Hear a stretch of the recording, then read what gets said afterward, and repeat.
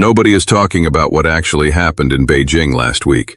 Not the wire services, not the think tanks, not the congressional testimony, not the defense briefings that American officials are giving to allied governments in carefully managed sessions designed to project the appearance of strategic clarity. Nobody in the official information ecosystem is talking about what actually happened, because what actually happened does not fit inside any of the frameworks that the official information ecosystem was built to accommodate. What happened is this. China gave Iran something. Not weapons, not money, not another infrastructure contract inside the Belt and Road architecture. Something more valuable than any of those things. Something whose strategic significance makes every missile Iran has fired, every drone it has launched, every electronic warfare operation it has executed in this conflict, look like preliminary moves on a board whose most important piece just changed hands. China gave Iran a veto over the Strait of Hormuz. Not in those words. Not in a document that will appear in any diplomatic registry. Not in a statement that any official spokesperson will acknowledge, in Beijing or Tehran or Washington. It was given the way the most consequential strategic commitments are always given, in a private communication between principals, in the specific language of strategic assurance that does not require written form to carry binding weight. In the understanding, conveyed with sufficient precision and sufficient seniority, that its meaning could not be misread. That if the United States or Israel executes a military strike against Iranian territory of sufficient scale to threaten the Islamic Republic's core military infrastructure, China will activate consequences in the economic and financial domain that the American economy cannot absorb without political rupture. Not military intervention, not a shooting war between the United States and China in the Persian Gulf. Something more precise, more durable, and in the specific vulnerabilities of the current American economic situation, more dangerous. China will sell dollars, in volume, coordinated with other central banks in the BRICS financial architecture, into a market that is already carrying more Treasury debt than it has ever carried in peacetime. At a moment when American fiscal credibility is already a subject of serious private discussion among the sovereign wealth funds and central bank reserve managers whose continued willingness to hold dollar assets is the foundation on which the entire American ability to borrow, spend, and project military power ultimately rests. This is not a hypothetical threat. It is a specific, credible, and operationally prepared commitment. And the moment Washington understood that Beijing had made it, the nature of every American strategic option in this theater changed. The Hormuz veto is not a military development. It is not a new weapons system, not a new alliance, not a new deployment. It is a financial weapon, pointed at the structural foundation of American power. And it is the reason that every escalatory option that Washington's military planners have developed for this theater is now constrained in ways that the operational planning documents do not fully reflect, because those documents were written before Beijing made this commitment, and they have not been rewritten yet, because the people who would rewrite them are still processing what it means. Tonight we are going to tell you exactly what China did, why it did it now, what the Hormuz veto actually means for every military and diplomatic option available to Washington in this conflict, what it means for the global financial architecture that American power is built on, and why the event that everyone missed last week in Beijing is the most consequential single development in the Middle East crisis since the conflict began. Stay with us. Every part of this matters. If you are watching this channel for the first time, understand what we do here. We do not read headlines back to you. We do not repeat what CNN or the Financial Times has already reported. We go into the machinery, the strategic logic, the geopolitical architecture, the financial mechanics, and we give you the analysis that the institutions in Washington and Beijing would prefer you never encounter in this much detail. If that is the channel you came here for, subscribe now, hit like, and turn on notifications. Because the development we are discussing tonight is not finished.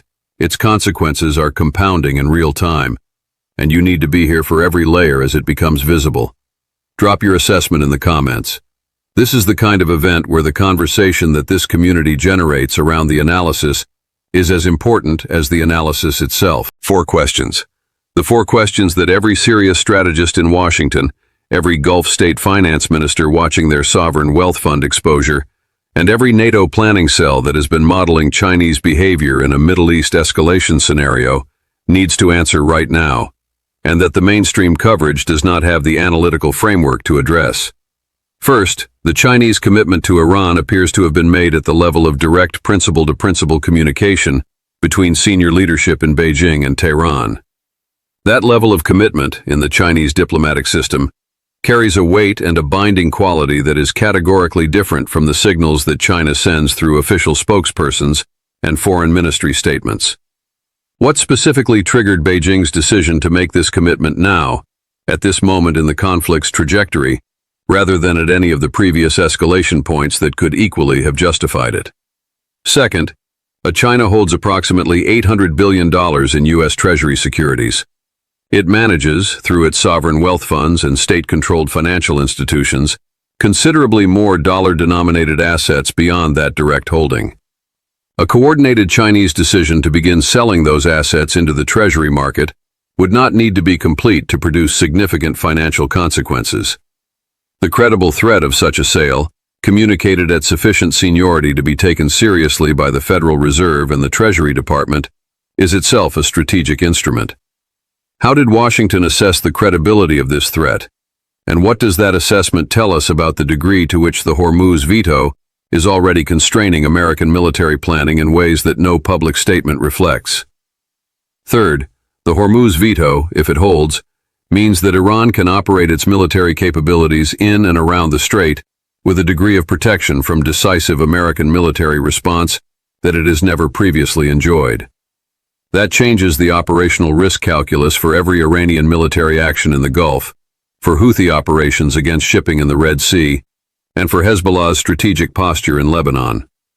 Each of these actors now operates in a security environment in which the American military response that previously bounded their operational freedom has been constrained by a commitment made in Beijing.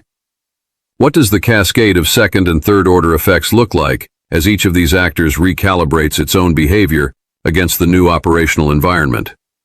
And fourth, the Hormuz Veto represents a specific application of a broader Chinese strategic concept, the use of financial and economic instruments to constrain American military freedom of action without triggering the direct military confrontation that China's current force structure and strategic posture are not yet optimized to sustain. If this application works in the Persian Gulf, and the early evidence suggests it is working, what does that tell us about how Beijing intends to manage the Taiwan contingency?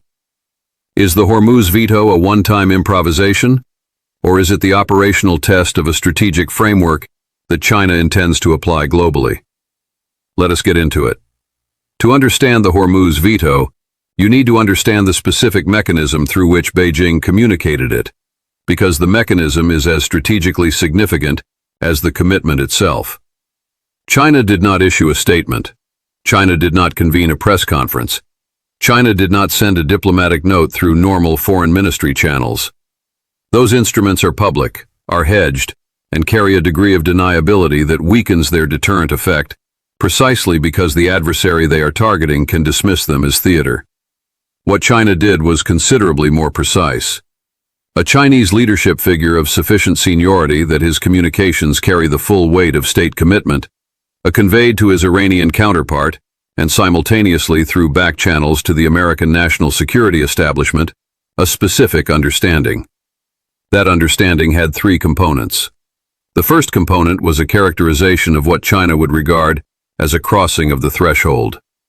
Not a list of specific prohibited actions, which would invite legalistic debate about whether any specific action met the criteria.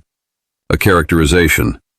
A statement about the type and scale of American or Israeli military action against Iranian territory that would constitute, in Beijing's assessment, a threat to Iranian state stability of the kind that China's broader strategic interests require it to respond to. The second component was a description of the response. Not an ultimatum, not a deadline, not a specific trigger. A description, conveyed in the specific vocabulary of Chinese strategic communication, of the financial instruments that China would activate in response to a threshold crossing. The language was precise enough that American economists and financial system analysts, who were subsequently briefed on its content, were able to model the specific consequences with considerable accuracy. The models were not reassuring. The third component was the assurance of preparation. The communication conveyed, again with the precision that distinguishes a genuine strategic commitment from a rhetorical position, that the financial instruments described were not theoretical, that the operational preparation required to activate them, the coordination with other BRICS-aligned central banks, the sequencing of asset sales, the management of the currency and commodity positions that would need to be adjusted simultaneously, had already been done. The China was not threatening to prepare. It was communicating that the preparation was complete, and the activation required only a decision. This is how China makes credible commitments in domains where it does not wish to make public commitments.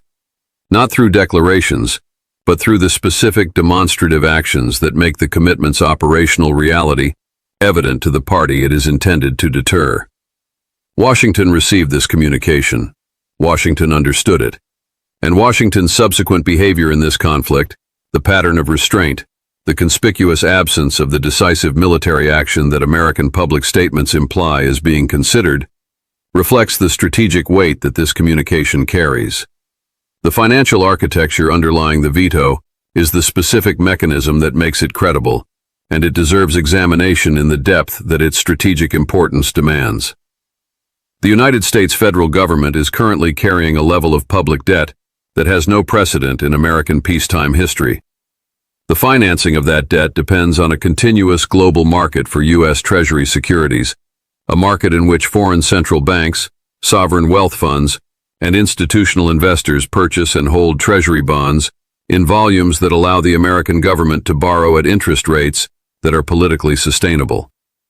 The continued existence of that market at the required depth and at the required interest rate level is not guaranteed by law or by treaty. It is sustained by the collective judgment of the actors who participate in it that U.S. Treasuries represent a safe, liquid, and reliable store of value relative to the alternatives available. China is the second largest foreign holder of U.S. Treasury securities. Its direct holding of approximately $800 billion represents a significant but not independently decisive share of the total foreign-held Treasury market. What makes the Chinese position strategically consequential is not the $800 billion itself. It is the combination of that direct holding with China's influence over the broader BRICS financial architecture, its relationships with Gulf sovereign wealth funds, whose own dollar asset holdings are substantial, and its capacity to coordinate a broader shift in reserve asset allocation among the governments that have been quietly diversifying away from dollar-denominated reserves across the past several years. A coordinated decision by China, together with aligned Gulf sovereign wealth funds and BRICS-affiliated central banks, to begin selling dollar-denominated assets at scale, would not need to proceed far before producing consequences that the Federal Reserve and the Treasury Department would find extremely difficult to manage. The Treasury market's depth is real, but not infinite.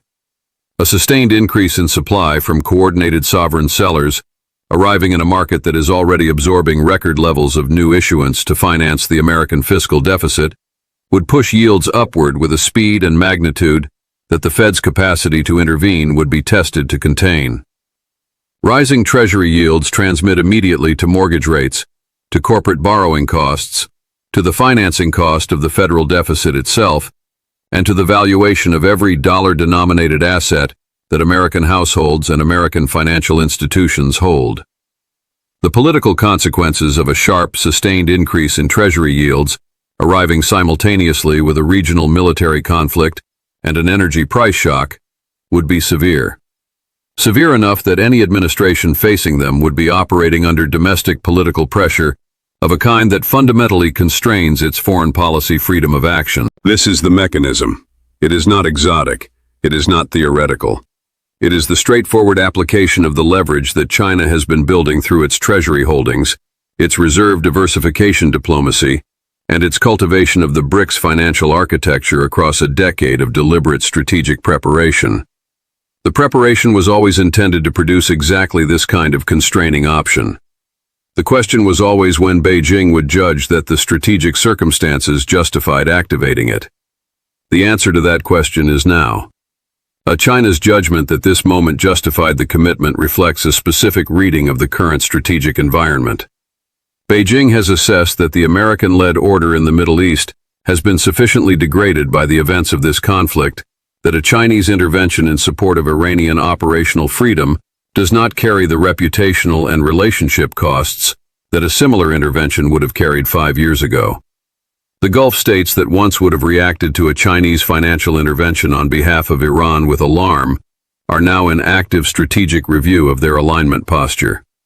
The European allies that once provided the multilateral institutional framework for American-led pressure on Iran are now managing their own energy security calculations in ways that reduce their appetite for escalation.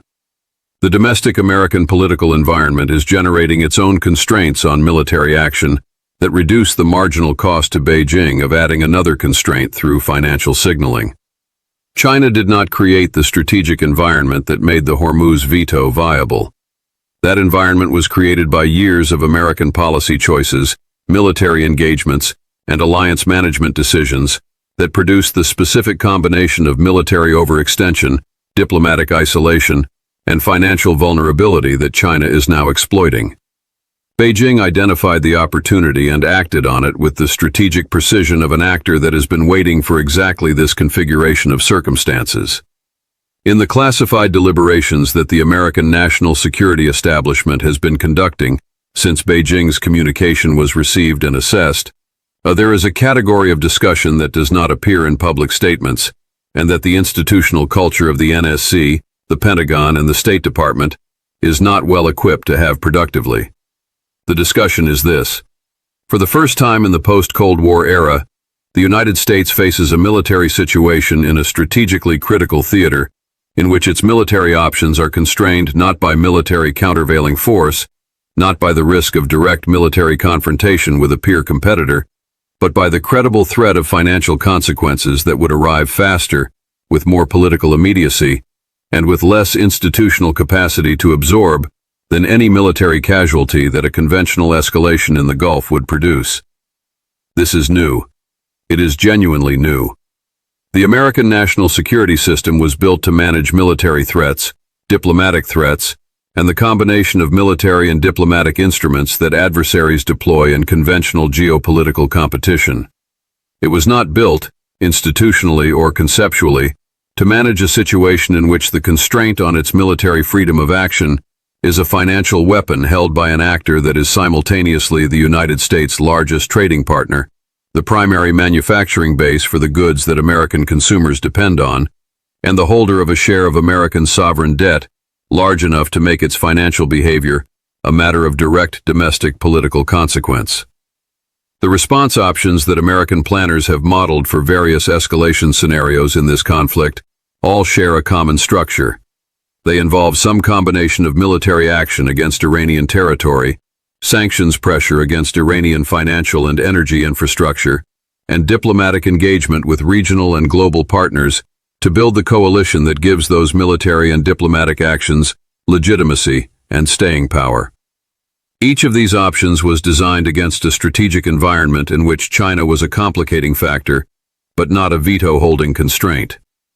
In the environment that exists after Beijing's communication, each of them runs into the same wall. Limited military strikes against Iranian missile infrastructure.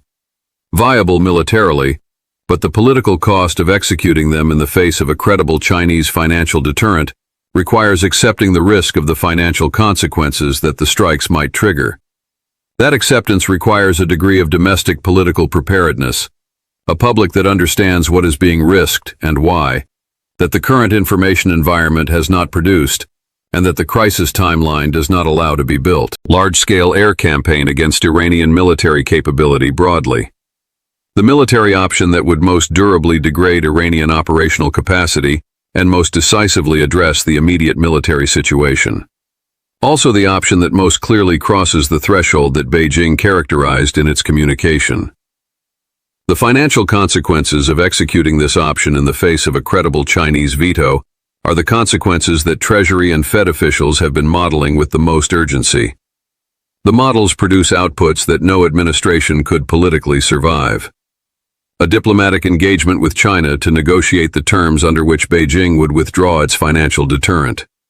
This is the option that the diplomatic channel is pursuing most actively, because it is the option that does not require accepting either the military risk or the financial risk in the immediate term. It is also the option that most directly acknowledges the reality that China now holds a veto over American military action in the Gulf, an acknowledgement that carries its own strategic costs, because every actor that understands what is being negotiated understands what the negotiation concedes. The dilemma is not solvable on the timeline that the military situation imposes. The gap between the speed at which Iranian military capabilities can generate operational effects and the speed at which American diplomatic engagement with Beijing can produce a negotiated constraint on the financial veto is the specific gap that defines Washington's current strategic predicament. Pull the analysis back from Washington's decision-making and look at the full regional and global picture that the Hormuz veto has altered, because the consequences are not confined to the specific American military options that Beijing's commitment constrains. They propagate through every actor's strategic calculation, every alliance relationship, and every deterrence posture in the theater simultaneously. For Iran, the veto changes the operational risk calculus in ways that are immediately visible in Iranian military behavior.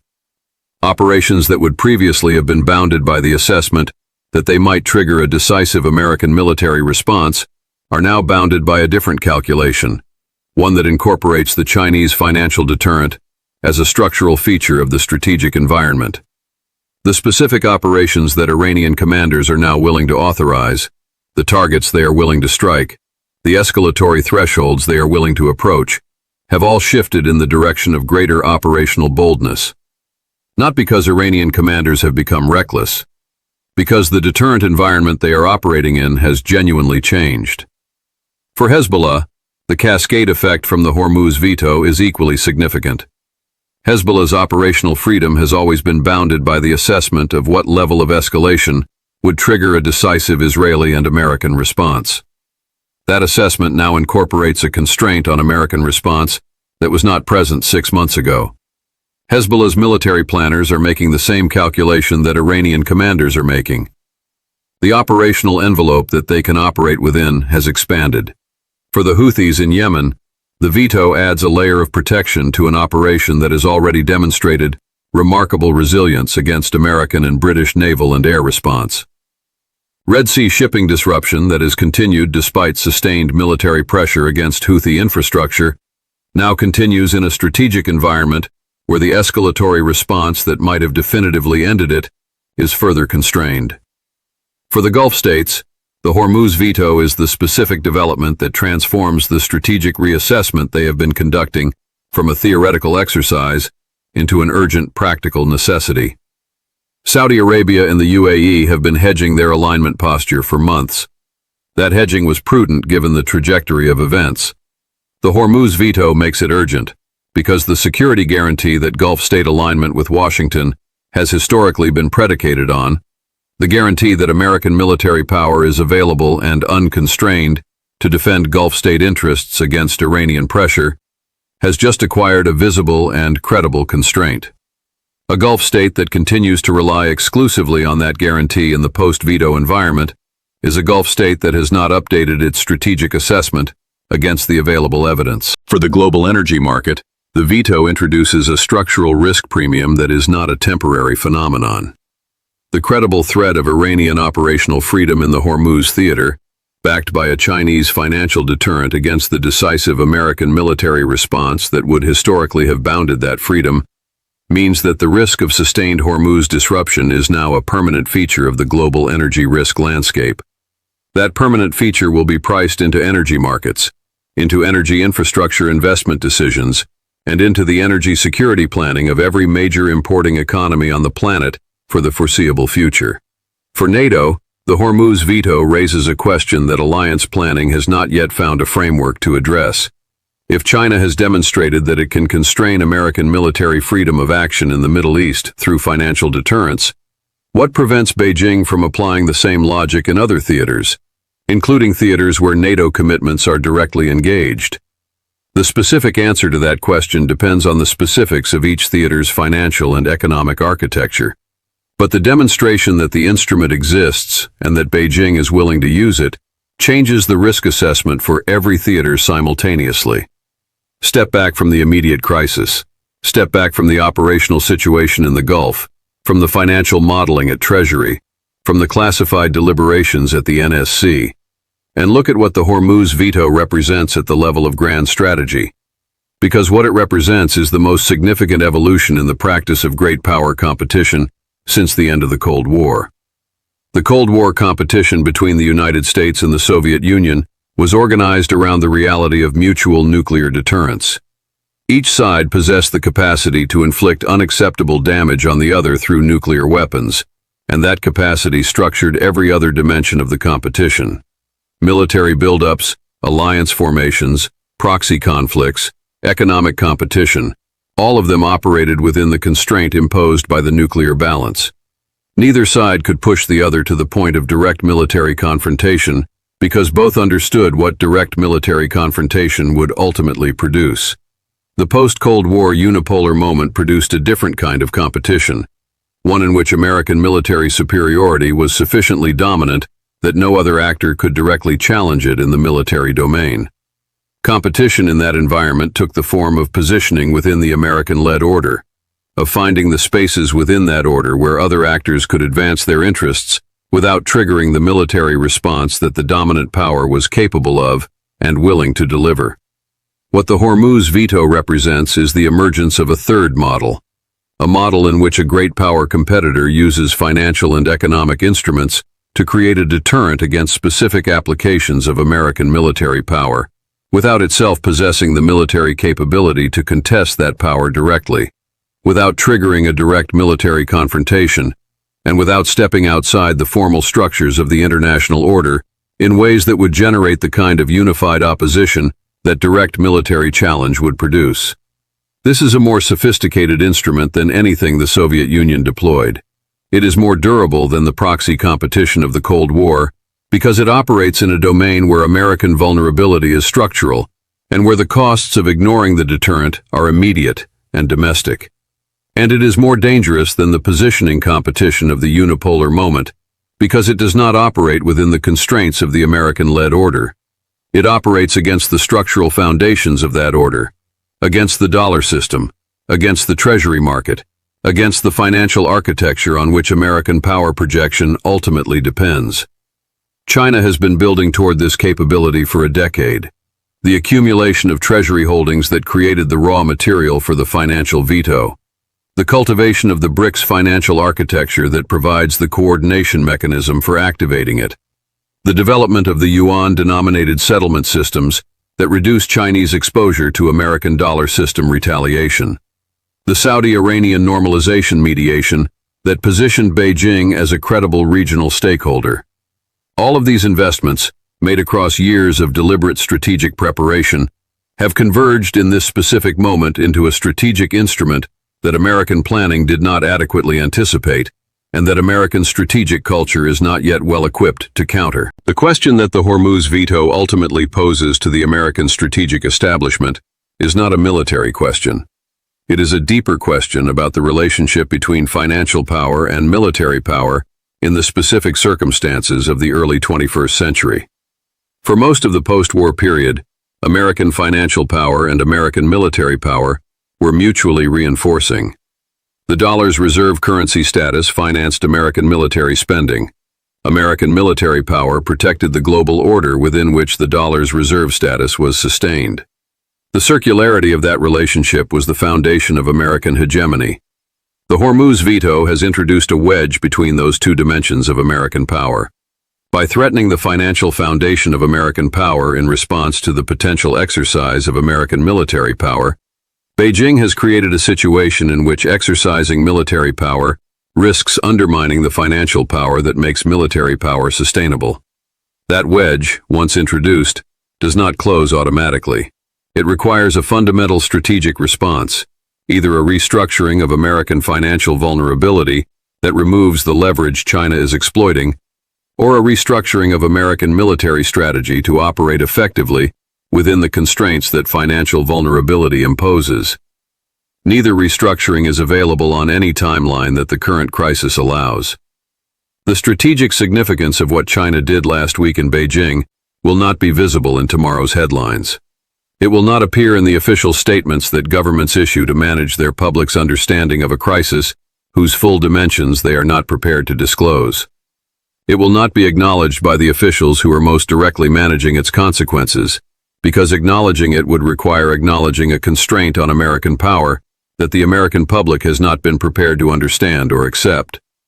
But it will be visible in behavior, in the pattern of American military restraint that cannot be fully explained by the publicly stated reasons for that restraint, in the urgency of American diplomatic engagement with Beijing that the public framing of the relationship as strategic competition does not fully account for, in the specific calculations being made in Riyadh and Abu Dhabi and Doha as Gulf state governments decide how far and how fast to accelerate their alignment hedging, in the operational boldness of Iranian military action in a theater where Iranian commanders have assessed correctly that the constraint on decisive American response has increased.